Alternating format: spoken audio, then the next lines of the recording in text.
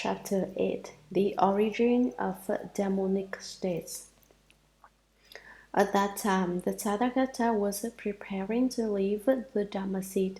From the lion throne, he extended his hand and placed it on a small table wrought of the 7 precious things. But then he turned his body, which was the color of purple golden mountains, and leaned back, saying to everyone in the assembly and to Ananda, "Those of you with more to learn, those enlightened by cognitions, and those who are hearers, have now turned your minds to pursue the attainment of Supreme Body, the unsurpassed, wonderful enlightenment.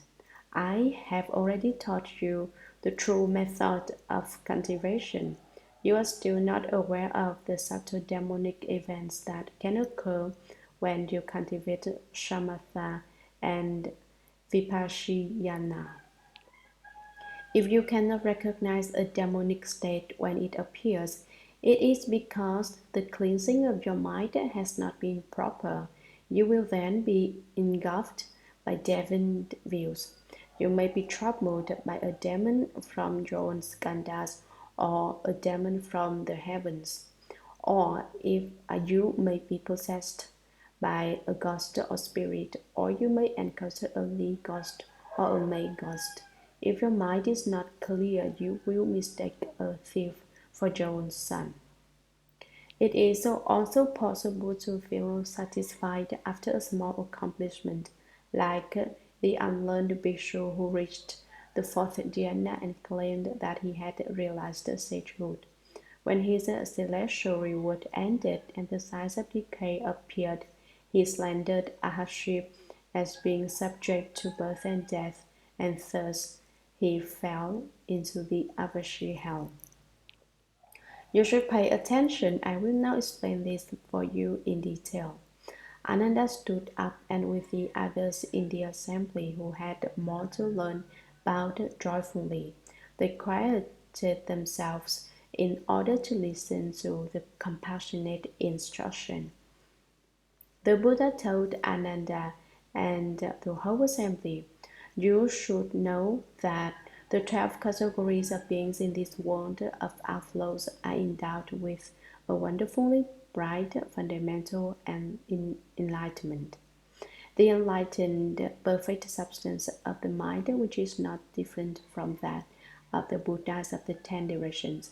Due to the fault of false thinking and confusion about the truth, infatuation arises and makes your confusion all pervasive. Consequently, an emptiness appears once come into being as that confusion is ceaselessly transformed. Therefore, the lands that are not without outflows, as numerous as motes of dust throughout the 10 directions, are all created as a result of confusion, dullness, and false thinking. You should know that the space created in your mind is like a wisp of cloud that dots the vast sky. How much smaller must all the worlds within that space be? If even one person among you finds the truth and returns to the source, then all of space in the 10 directions is obliterated.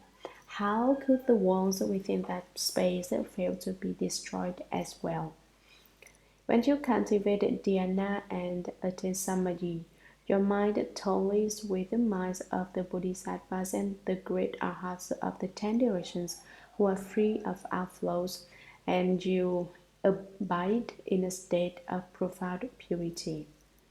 All the kings of demons, the ghosts and spirits, and the ordinary gods see their palaces collapse for no apparent reason.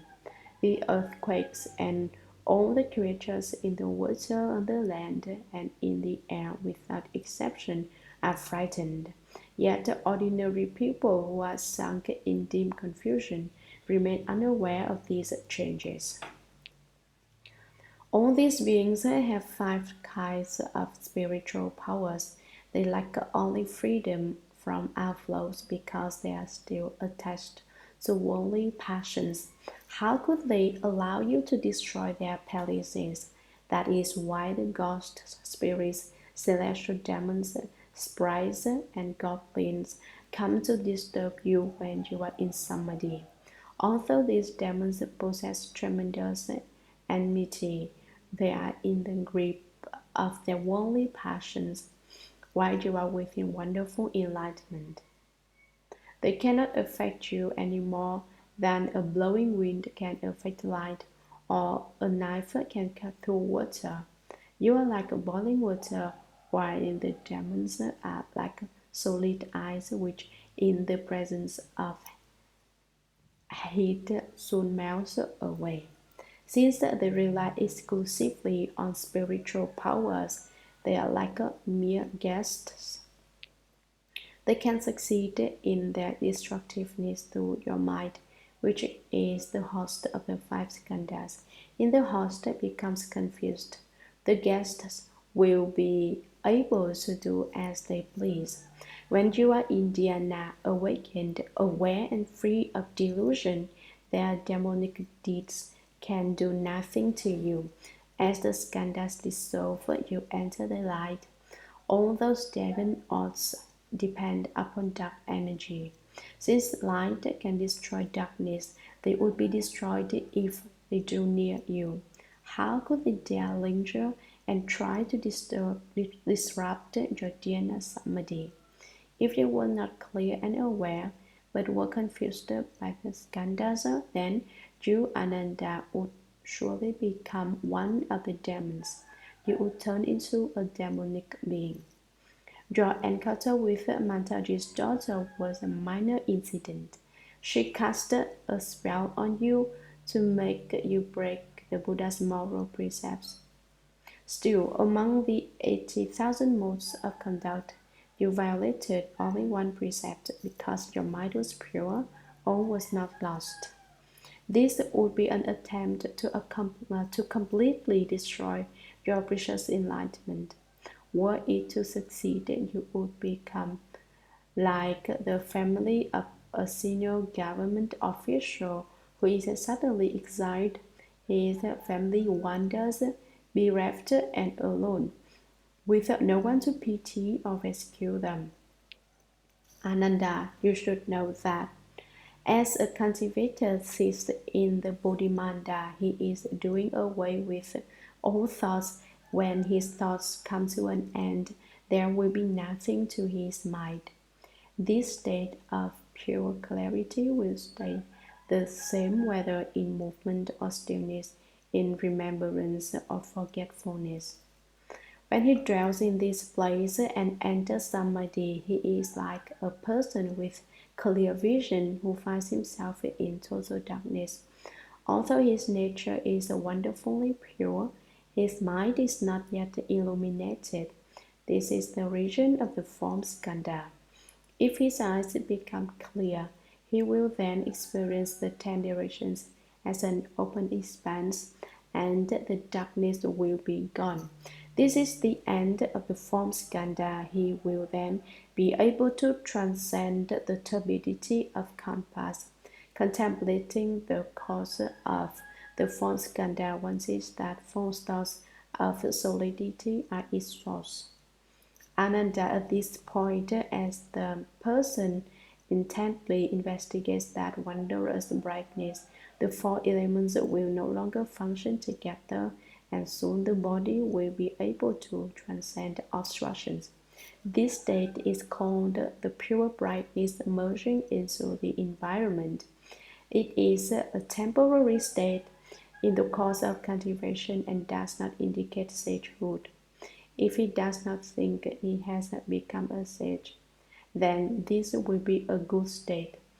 But if he considers himself a sage, then he will be vulnerable to demons' influence. Further, Ananda, as the person uses his mind to intently investigate that wondrous light, the light will pervade his body. Suddenly, he will be able to extract intestinal worms from his own body, yet his body will remain intact and unharmed. This state is called the pure light surging through one's physical body. It is a temporary state in the course of intense practice and does not indicate sagehood. If he does not think he has become a sage, then this will be a good state. But if he considers himself a sage, then he will be vulnerable to demon's influence. Further, as the person uses his mind to intently investigate inside and outside, his physical and spiritual soul's intellect, will, essence, and spirit will be able to interact with one another without affecting his body. They will take turns as host and guest. Then they may suddenly hear the Dhamma being spoken in space, or perhaps he will hear esoteric truths being pronounced simultaneously throughout the 10 directions. This state is called the essence and souls alternately separating and uniting, and the planting of good seeds. It is a temporary state and does not indicate sagehood. If he does not think he has become a sage, then this will be a good state. But if he considers himself a sage, then he will be vulnerable to the demon's influence. Further, when the person's mind becomes clear, unveiled, bright, and penetrating, an internal light will shine forth and turn everything in the 10 directions into the color of Jambu-riven gold. All the various species of beings will be transformed into Tathagatas. Suddenly, he will see Vairochana Buddha seated upon a platform of celestial light, surrounded by 1,000 Buddhas who simultaneously appear upon lotus blossoms in 100 million lands. This state is called the mind and soul being instilled with spiritual awareness. When he has investigated to the point of clarity, the light of his mind will shine upon all worlds. This is a temporary state and does not indicate sagehood. If he does not think he has become a sage, then this will be a good state. But if he considers himself a sage, then he will be vulnerable to the demon's influence. Further, as the person uses his mind to intently investigate that wondrous light, he will contemplate without pause, restraining and subduing his mind so that it does not go to extremes. Suddenly, the space in the 10 directions may take on the colors of the 7 precious things, or the colors of 100 precious things, which simultaneously pervade everywhere without hindering one another. The blues, yellows, reds, and whites will each be clearly apparent. This state is called excessive subduing the mind. It is a temporary state and does not indicate sagehood. If he does not think he has become a sage, then this will be a good state. But if he considers himself a sage, then he will be vulnerable to the demon's influence. Further, as the person uses his mind to investigate with a clear discernment until the pure light no longer disperses, he will suddenly be able to see various things appear in the dark room at night, just as if it were daytime, while the objects that were already in the room do not disappear. This state is called refining the mind and purifying the vision until one is able to see in the dark. It is a temporary state and does not indicate sagehood. If he does not think he has become a sage, then this will be a good state. But if he considers himself a sage, then he will be vulnerable to the demon's influence.